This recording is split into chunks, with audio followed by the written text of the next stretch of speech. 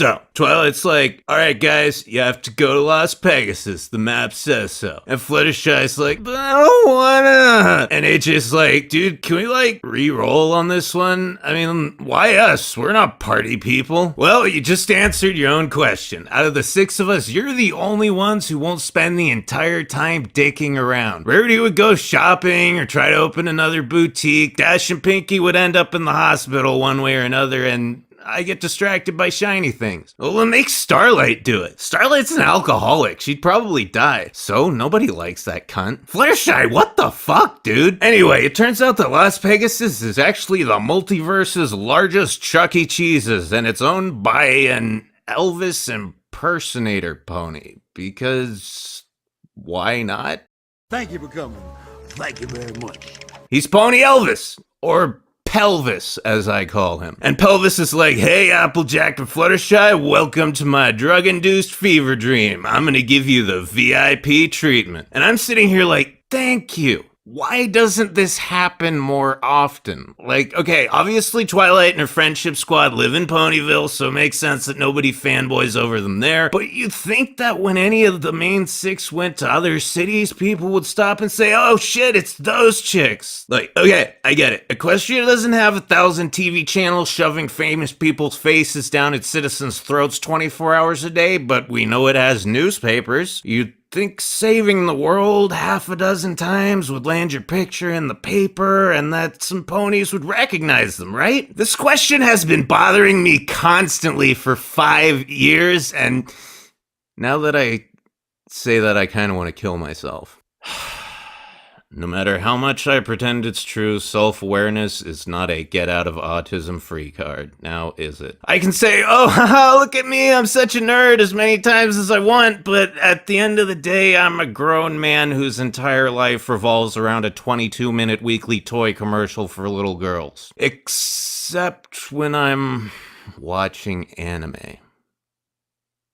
Fuck! And I go on YouTube and I'm like, hey guys, I'm a giant fucking faggot. Can you believe what a fucking weird loser I am? And everyone's like, yep, you sure are. Here's some money. Now, a younger me would have been like, man, I've got 1,000 subs on YouTube. I'm a cool guy. But this broken man who is speaking to you right now knows the truth. I am that homeless guy with a guitar who sits on the corner singing the blues while people toss coins in his hat. There is literally no difference between what I do and what that guy does, except he's probably less depressing. We even do the same thing afterwards. At the end of the day, we take that money, go to the liquor store, and buy enough booze to make us forget about how pathetic our lives are. I am an internet hobo, a pony-loving internet hobo. There's no turning back. All we can do is see how deep the rabbit hole goes.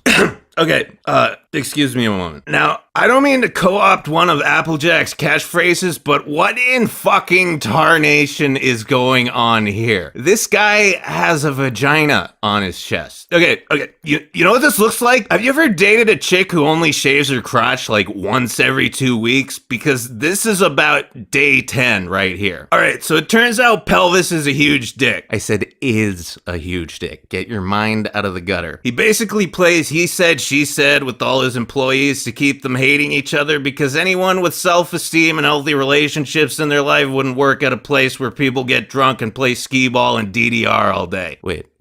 What's going on here? Is that a waifu machine? Like, you put money in and she'll tell you she loves you for 5 minutes?